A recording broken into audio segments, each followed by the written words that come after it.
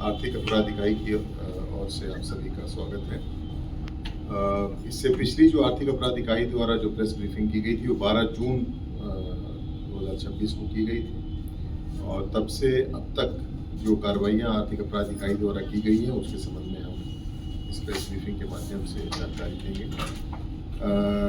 तब से अब तक प्रतियोगिता परीक्षाओं में प्रश्न पत्र लिए एवं कदाचार के विरुद्ध आर्थिक अपराधों एवं संगठित अपराध के विरुद्ध आर्थिक अपराध इकाई द्वारा कई प्रभावी कार्रवाई की गई है और अनेक महत्वपूर्ण उपलब्धियां हासिल की गई हैं और इकाई द्वारा इन प्रकरणों की गहन जांच, दोषियों के विरुद्ध विधि सम्मत कार्रवाई तथा आर्थिक अपराधों पर प्रभावी नियंत्रण की दिशा में बराबर कार्रवाई की जा रही है। सबसे पहले तो बता दें कि जो परीक्षा से संबंधित जो केसेस हैं, अभी कुल 44 केसेस 44 केसेस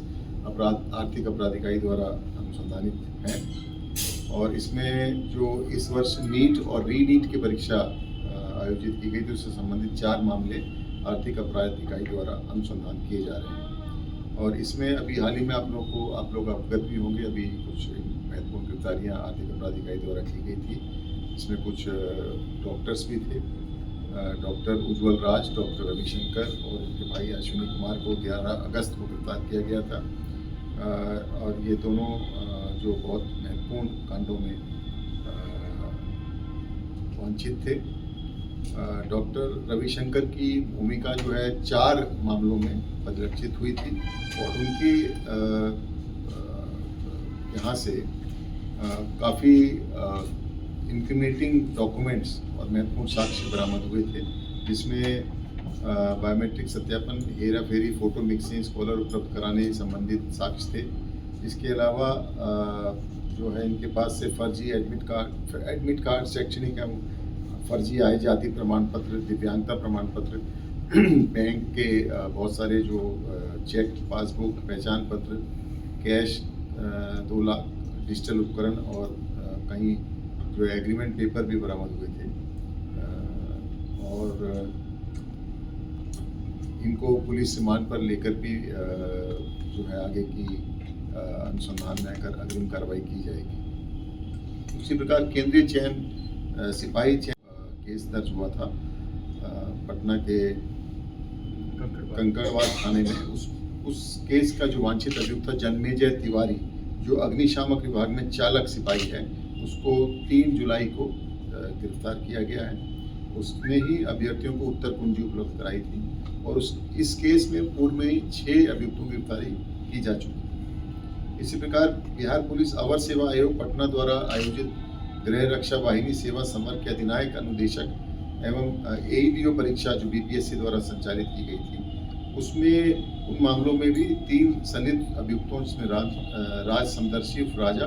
अभिषेक कुमार एवं रितेश कुमार जो बायोमेट्रिक सुपरवाइजर थे, उनकी गिरफ्तारी 30 जुलाई को की गई है आर्थिक अपराध इकाई द्वारा। उसी प्रकार TRE 3 जो 2024 में हुआ था, उस परीक्षा लीक मामले में भी एक डॉक्टर मनीष कुमार जो नालंदा मेडिकल कॉलेज का पास आउट था, उसकी गिरफ्तारी की गई और उसके द्वारा ही 30 अभ्यर्थियों को हजारीबाग के कोहिनूर होटल ले जाकर परीक्षा का लीक प्रश्न पत्र पढ़ाया गया था। यह इस कांड में 296 भी गिरफ्तारी थी। उससे पूर्व में 295 अभी गिरफ्तार किए जा चुके थे आर्थिक अपराध इकाई द्वारा। और एईडीओ परीक्षा जो इस वर्ष कैंसिल भी की गई, उस परीक्षा में जो जिन लोगों द्वारा गड़बड़ी की गई थी उसमें रोशन कुमार जो Bhabha atomic research centre Bombay में टेक्नीशियन के पद पर कार्यरत था, उसकी गिरफ्तारी की गई और उसी प्रकार आकाश कुमार की भी गिरफ्तारी की गई जो अभी हाल ही में की गई है। इनके द्वारा साई एजुकेयर प्राइवेट लिमिटेड के बायोमेट्रिक मैन पावर सप्लायर कर्मियों से मिलकर व्यापक स्तर पर मैनेज उम्मीदवारों को परीक्षा की उत्तर कुंजी उपलब्ध कराई गई थी। उसी प्रकार भ्रष्टाचार के विरुद्ध कार्रवाई में भी आर्थिक अपराध इकाई ने महत्वपूर्ण कार्रवाई की हैं। 12/6/2026 के बाद कुल 4 महत्वपूर्ण कांड दर्ज किए गए हैं जो BC एक्ट में दर्ज किए गए हैं, जिसमें अधीक्षण अभियंता, कार्यपालक अभियंता, प्रोग्राम डिस्ट्रिक्ट प्रोग्राम जो जिला शिक्षा इसके इकाई के हैं, उसके प्रकार उत्पाद निरीक्षक सिवान के विरुद्ध कार्रवाई इसमें की गई है और इनके विरुद्ध कांड दर्ज कर अग्रिम कार्रवाई की जा रही है। और संगठित आर्थिक अपराध से संबंधित भी 2 कांड दर्ज किए गए आर्थिक अपराध इकाई द्वारा।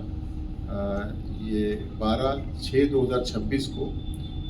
संतोष कुमार यादव, संतोष डॉन, जो कुख्यात अपराधकर्मी है, और उसके गिरोह के सदस्यों के विरुद्ध दर्ज किया गया था। इसमें कुल 26 ठिकानों पर तलाशी अभियान चलाया गया था, और यह जो अभियुक्त हैं ये फतुहा, खुसरूपुर और नालंदा आदि कई थानों में ये जो है वांछित या आरोपित थे, और ये फर्जी दस्तावेज तैयार कर आपराधिक बल प्रयोग से भूमि पर अवैध कब्जा करने, व्यावसायिक प्रतिष्ठानों से रंगदारी कर धनुगाई, लूट, अपहरण, हत्या का प्रयास एवं आर्म्स एक्ट जैसे कई मामलों में, दर्जनों घटनाओं में ये अभियुक्त थे, और कुल 30 ऐसे आपराधिक मामले इनके विरुद्ध दर्ज थे। और इसमें 5 अभियुक्त गिरफ्तार हुए। 27 लाख से अधिक की राशि इनके पास से बरामद